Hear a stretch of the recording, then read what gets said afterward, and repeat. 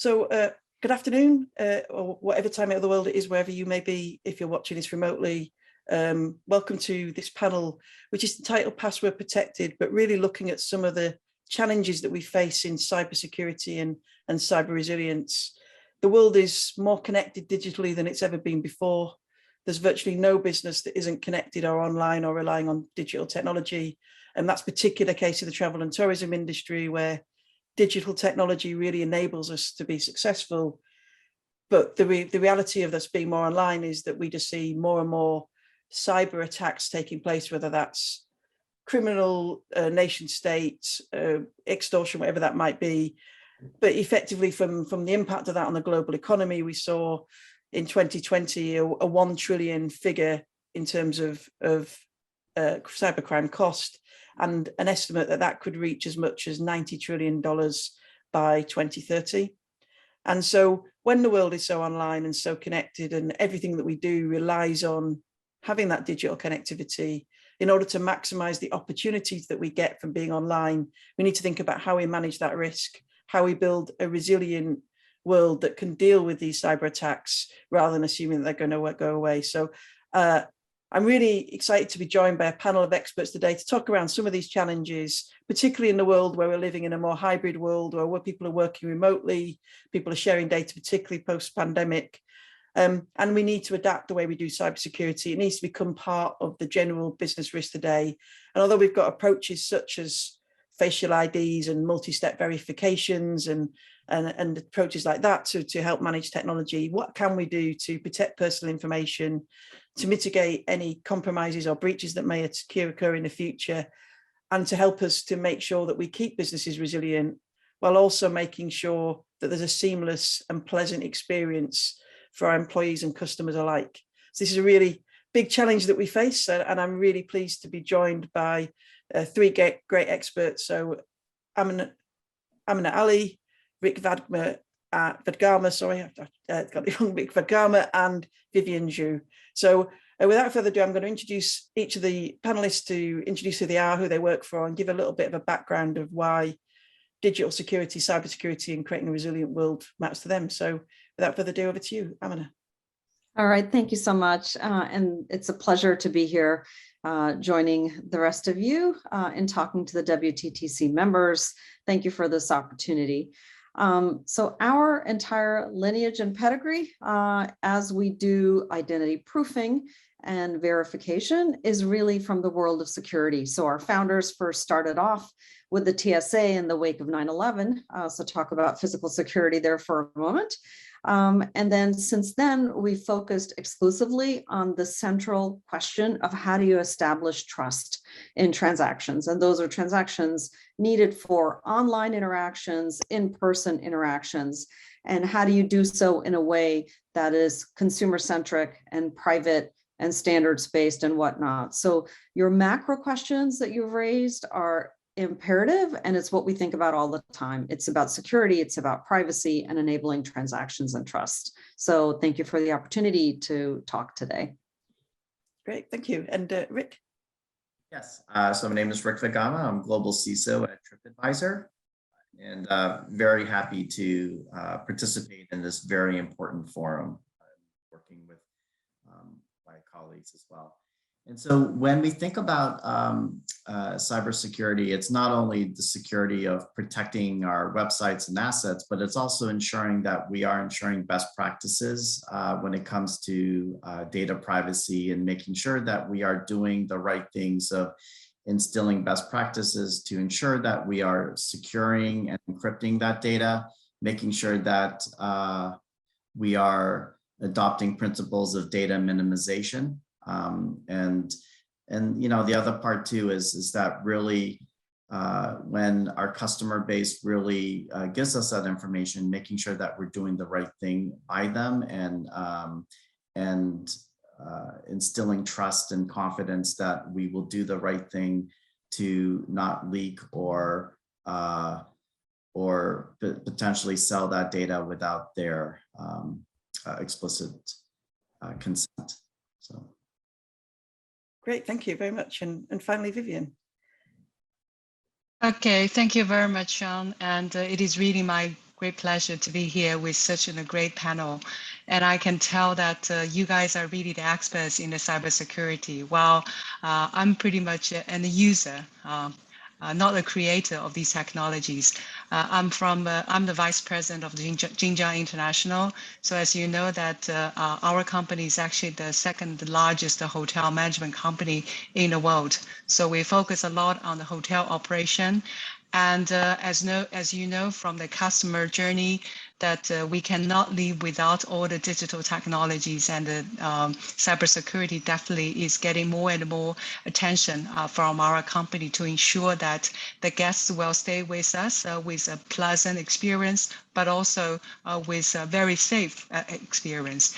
And now we are leading a lot of innovations in the hotel environment. So we have to use a lot of IoTs and other latest technologies. So how can we, on the one hand, provide convenience and smart solutions to the guests, and on their side to prevent their data and their even safety or security from being impaired.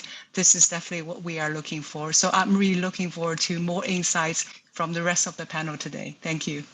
Thanks very much. And it's really great to get that good mix of expertise here. So from the people that are looking at protecting identity to someone responsible for the global security of their organization, to then yourself, Vivian, who actually has to deal with and make sure this works and build that into the wider business function. Because as cybersecurity becomes so important to what we do and so built in today, it's really important that it stops staying in a specialist area and it becomes something that we talk about across the entire business, whether you're an expert in it or not. So it's really great to have your insights of what matters to make the business work alongside everything else. So to that mind, I want to start with a first question talking about effectively how cyber risk fits into that wider business and operational risk and impact. So, as the sector is responsible for moving people around across the world, making people feel at home, away from home, and that they may be people moving physically, but also you're looking at how you do that in your wider business. Are there any physical security threats that are linked to cyber attacks? How does maybe cyber risk fit into the wider risk management for your business? And how can we address those? So I'm going to open up to everyone. I'm maybe going to start with you, Amena, because of the responsibility around identity that you were talking about. And that's very important to moving people. So yeah, over to you, Amena.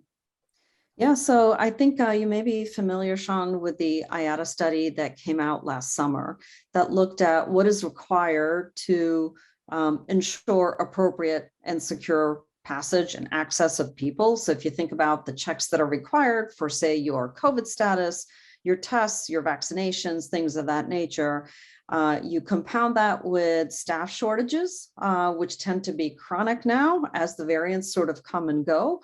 And you add to that this pent-up demand over the course of 2 years that people are just dying to get out of their house.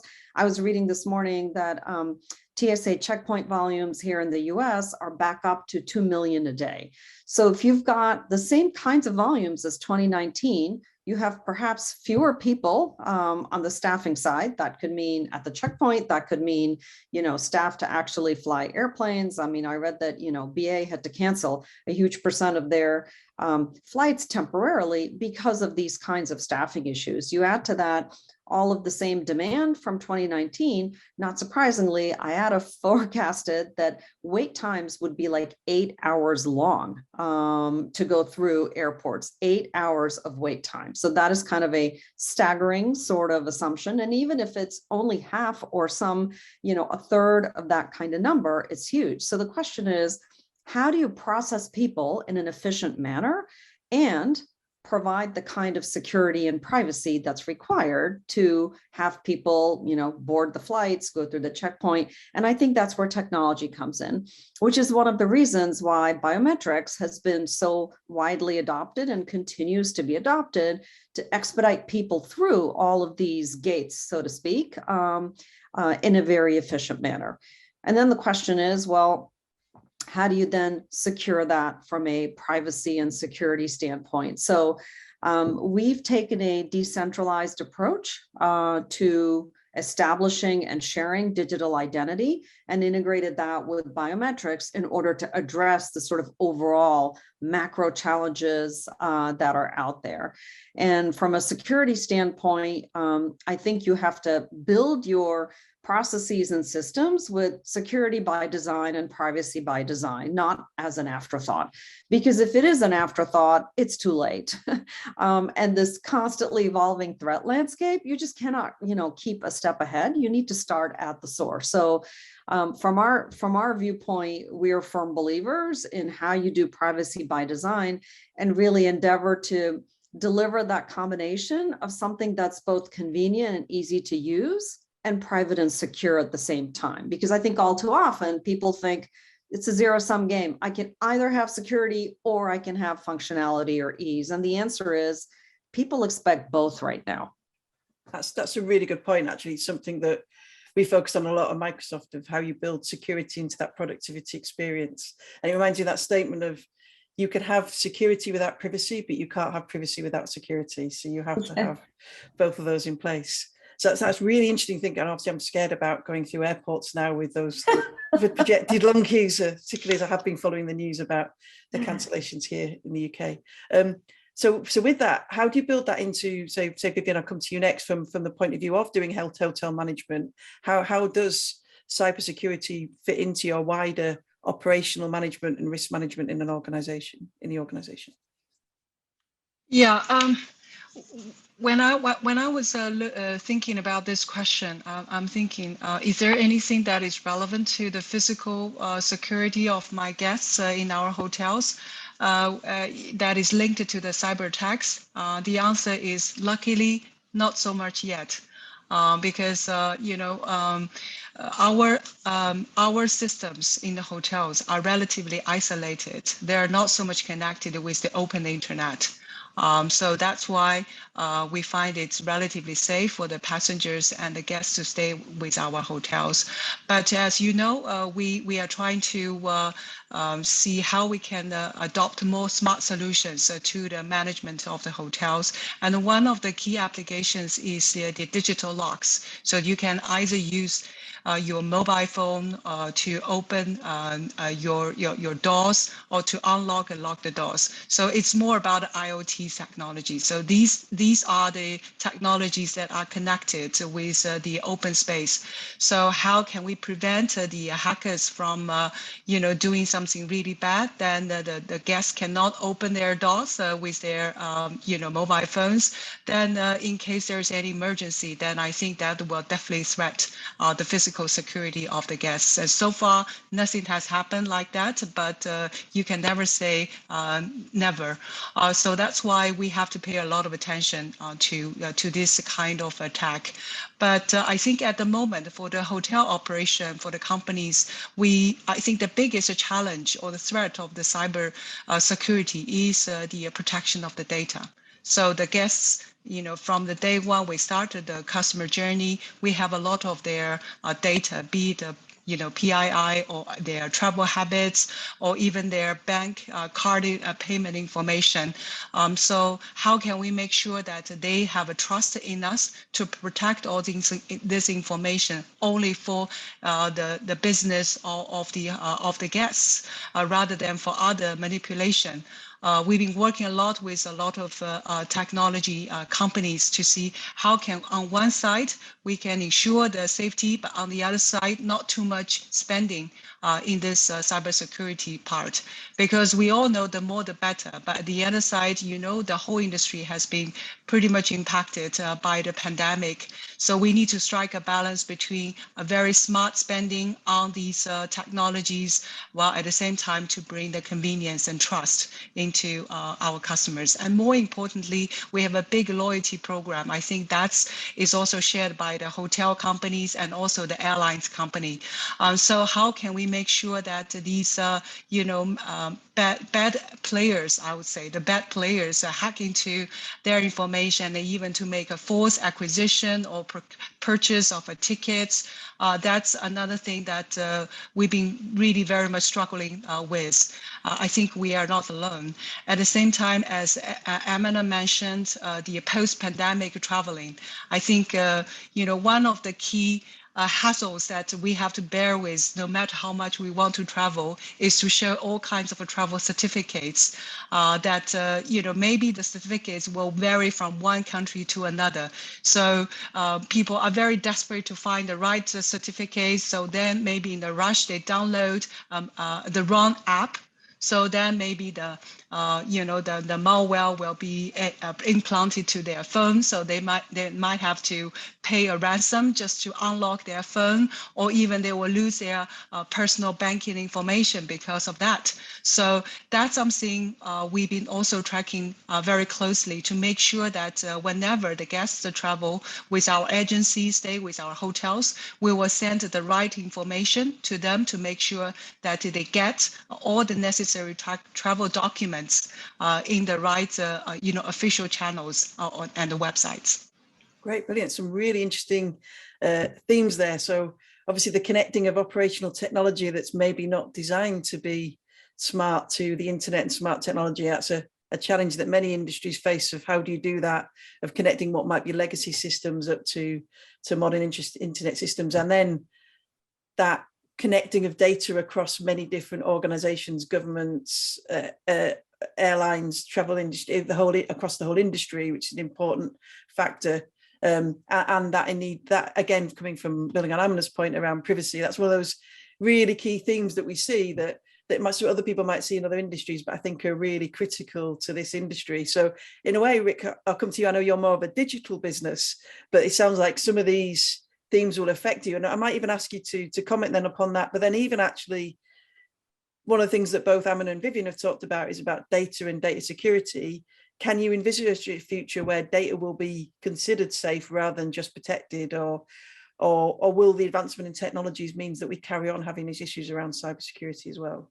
Yeah, so very good question. And, all the insights in which my colleagues provided were completely spot on. I think within our industry, we definitely have a challenge where we want to deploy newer secure technologies, but we also don't want to impact user experience or conversions or things of that nature as well, right? So, and then along those lines too, we also need to worry about data security and privacy. And, quite frankly, with a lot of the regulatory things that have been coming out, such as GDPR, CCPA, which are great principles and which we as an industry should fully accept and embrace.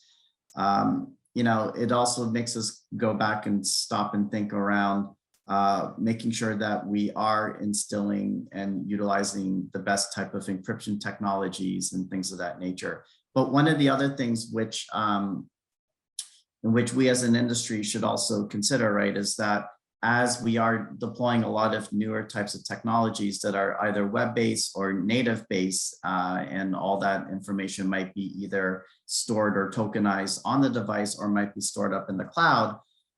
Let's face it, all of us also use a lot of third-party libraries and things of that nature, right? So with recent zero-day exploits such as Log4j, we as an industry have to come together to make sure that our systems were secure, or if they were vulnerable, making sure that we were securing them quickly. And so, we as an industry should really consider making sure that we have really good vulnerability management programs to make sure that we have a pulse on our technology, understanding what the vulnerabilities and exploits that might exist, being able to highlight them quickly, and then being able to remediate as well. And then even using public bug bounty programs as well, right? That leveraging the ethical hacker community and really partnering with them to help find those types of issues that might be systemic within our system. And then, even going as far as protecting our offices and our employees, right, and ensuring that as new employees are either joining our workforce or coming to our offices as things are starting to open up, we might not necessarily know who they are. So making sure that we have the right security in place to verify the authenticity of that individual and granting them access. Great. That's a really important point, that remote work throughout the pandemic and granting access. So I don't know, Vivian and Amena, do you want to comment on what the impact has been around cybersecurity in your organization as a result of increased remote work? I got Amena first.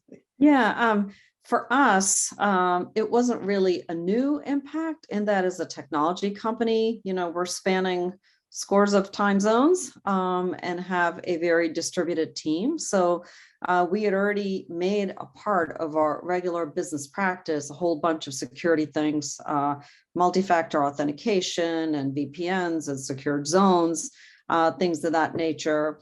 For us, security is really part of our culture, part of our way of life and how we think about things. So it really comes from the management down in terms of the policies and procedures and communications and whatnot. And we actually celebrate that. So we actually, you were talking about bug bounty programs, Rick. Yeah, absolutely. Pen testing is key.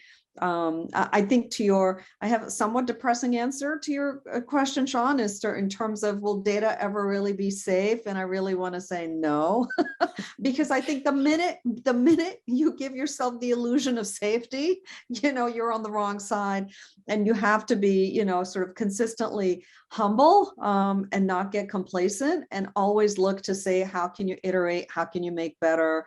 And have the mentality really approach the problem to say it's not a question of whether, but when, and how can you try to stay a step ahead of this constantly evolving threatscape. So I'm afraid I have somewhat of a pessimistic view, but I think that's the kind of mentality you need to have.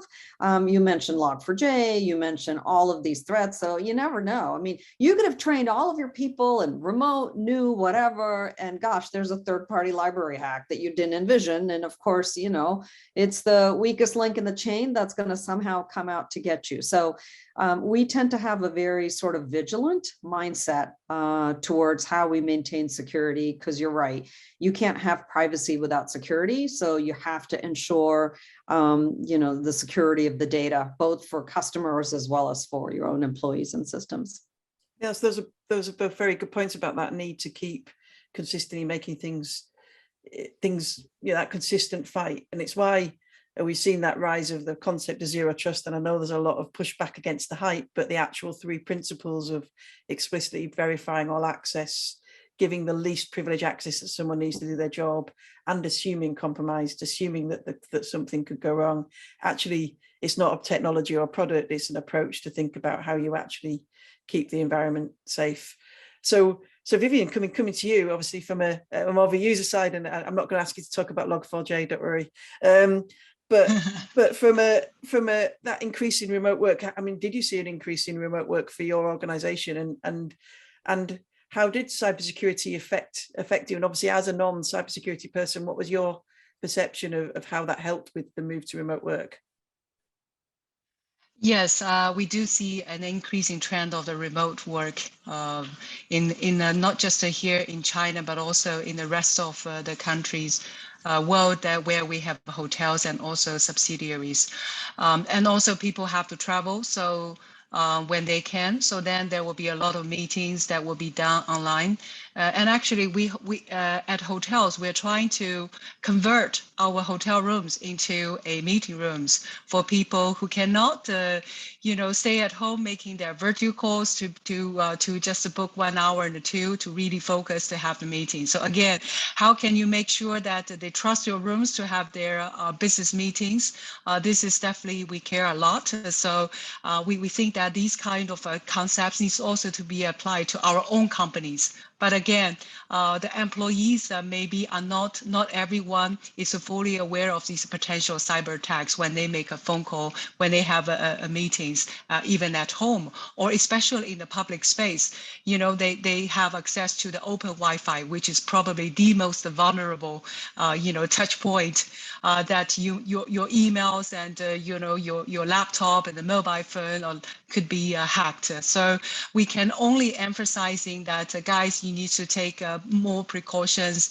And I totally agree with Amena that data, there will be impossible to say my data is safe, also my work system is safe, because though I'm not an expert in this in technology, but my team, my digital team always tell me, we are always in the spotlight, okay, as the target of attack, while these bad players, they're always in the dark.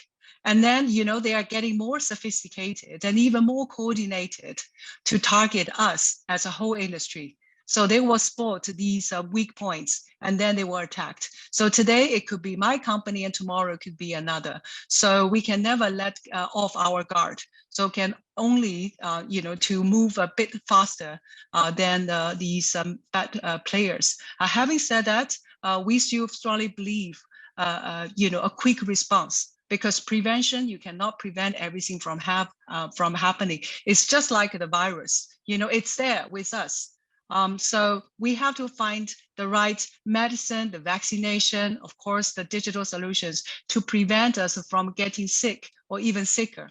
So that's the mindset I think the whole organization needs to adopt when it comes to the response of the cyber attacks. That's really interesting, actually. Yeah, that prevent us getting sick. So leading to that is one of the big things that we talk about in keeping organizations going in this new consistent, well, not, I suppose it's not new, it's been going for a while, but consistent threat landscape and evolving that we see is cyber resilience. So what does cyber resilience mean in each of your organizations? I'll start first with you, Rick. Yeah, sure. So for us, and with the pandemic, overnight, all of our employees and contractors had to work from home. And so we were somewhat concerned about whether or not we had enough VPN capacity. Well, one of the great things is that the security team had started working with IT about 4.5 years ago to embark on our own zero trust journey. And so for us, when the pandemic set in, we realized that 85% of our workforce didn't need to VPN in, because we had really good zero trust mechanisms. And quite frankly, a lot of the business system applications were all cloud-based. And so for us, right, having that business resilience and leveraging zero trust technologies allowed us to ensure that our business could continue to operate. I think the other piece too, right, is that we've always been somewhat of a culture that we expected our employees to be in the office all the time. And so therefore we always hired employees within close proximity of our office. And overnight, we learned very quickly that our workforce could actually be very productive, and we had great technology. And oh, by the way, from a security perspective, we also had systems which were already cloud-based. And so we didn't necessarily have the concerns of being able to protect our employees, because we had designed our security tools to ensure that we could still secure the endpoint and the individual, even though they were off network. And so for us, it also allowed us to hire contractors and employees in other regions of the world that historically we would have never even embarked on. And so it's been wonderful, right? That now we have people all around the world. We have technologies in place that to onboard them very quickly, make sure that we can secure them. Leveraging zero trust means that they can be very productive very quickly. And then obviously, right, for those that need privilege access, we make sure that they are leveraging our corporate equipment. Obviously, those things are locked down. We have several multi-factor layers and least privilege, and it's really been wonderful. So brilliant, great. So Vivian, how about yourself? What does cyber resilience mean for you and your organization? I think it refers to 3P: prevention, preparedness, and people. So for prevention, I think our company is also full aligned with the zero trust concept and technologies. So we believe, especially the hotel industry, we have to be connected with all the stakeholders in our ecosystem. So you need to have this zero trust mindset. Otherwise, you cannot gain the trust from your owners, from your guests, and also your talents. And secondly, preparedness. As I said, that you can never prevent the cyber attack from happening. Rather, we have to be just prepared and react very efficiently to minimize the potential negative impact upon our business. But how do we do that? On one side, definitely we need to have the avant-garde technologies. At the same time, I think we can leverage all these good tools. And I think the artificial intelligence tools can also be used to alleviate these noonday work of our IT people. Rather, they can have more time and energy to focus and to identify the potential threats. My IT team told me that now there are really the ready technologies with the AI, so they can identify the abnormal downloads of the files or the abnormal,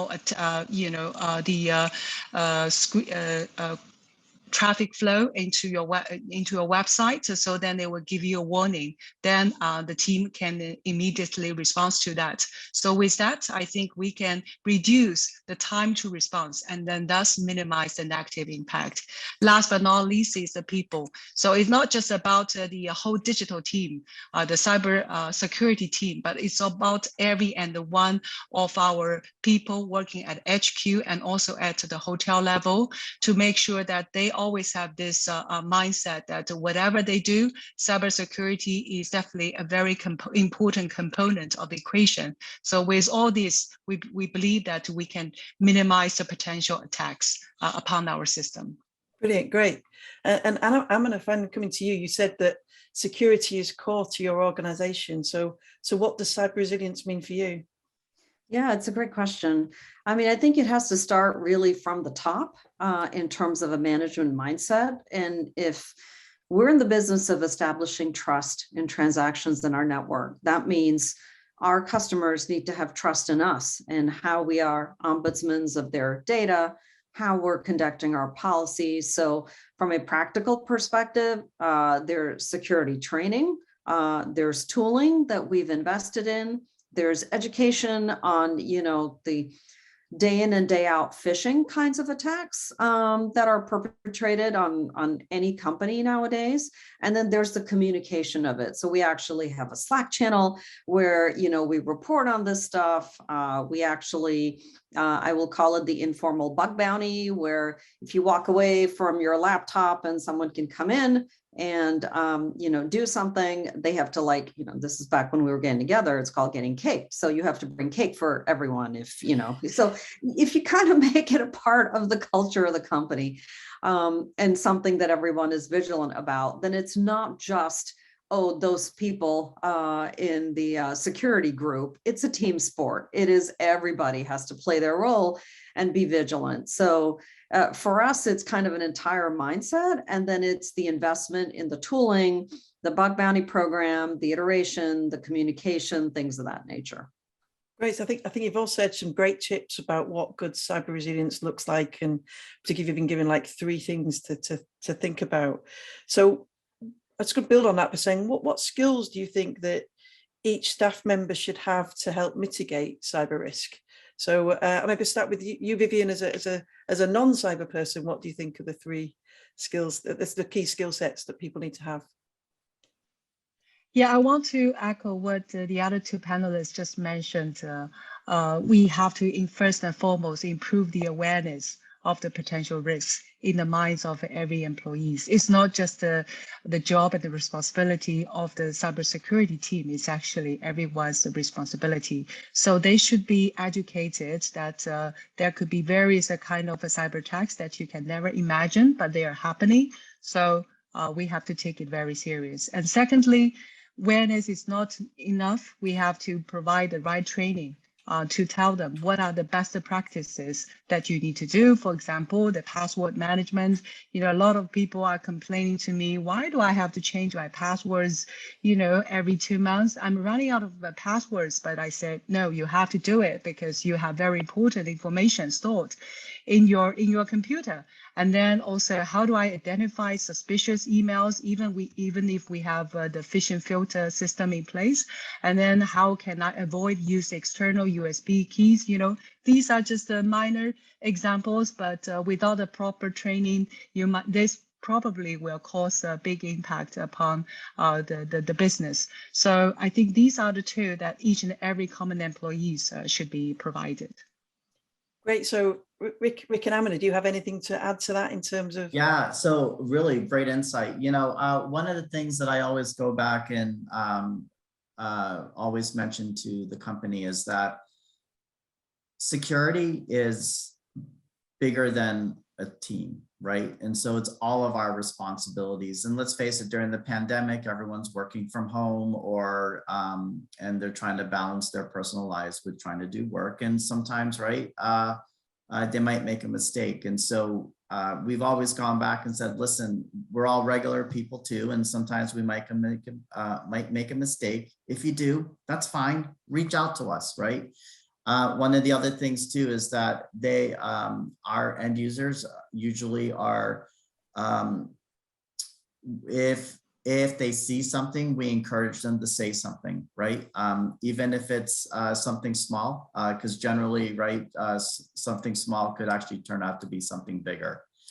I think it's having a really good defense in depth program and strategy, right? Having different layers of security along the way. And then, you know, one of the most amazing things in which we've learned and due to the pandemic has really allowed us to have a very fungible security team, right? That at the end of the day, a lot of the security technologies and principles can actually be taught. And so as long as we can hire people with broad skills, with great communication and a real passion to learn, then the rest we can teach. Brilliant, great. And Amena, anything that you'd like to add? Yeah, those are great insights, Rick. Couldn't agree with you more. I would say the only other thing that we keep bringing back is that security is not optional, because if you look at the enterprise customers we do business with, we have SOC 2 Type 2 obligations. We have security questionnaires that we need to fill out. So this is not just, you know, something that's optional that we think is a novel idea. This is really how business needs to be done today. So, you know, I think that's the other aspect of it, is that end consumers demand it and the enterprises you work with demand it. I mean, we're trying to create a trusted network between consumers on one side and businesses on the other side. You know, going back to an earlier point in terms of what's the amount of friction from a passenger or user standpoint to establish trust. One of the things that is critical to us is how can you make that reusable? How can you reduce friction out of the system overall, and kind of infuse that with security so that you can verify once and then use again and again in a quick and secure and private manner. So delivering on that promise obviously starts at home in terms of what practices we do. So I think that's imperative.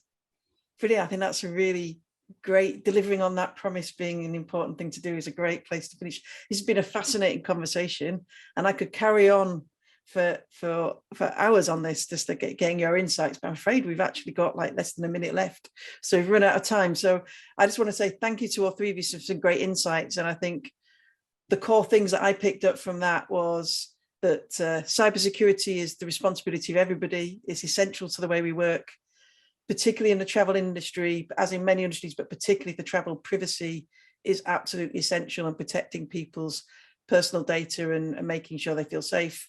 To do that, we need good security foundations, and people need to sort of think about security as part of what they do in terms of an operational thing rather than being separate. So building in that management of that threat alongside the opportunity, but in a full risk managed way. So it's not about unlimited budget for security, it's about the proportional security that's needed to protect the data.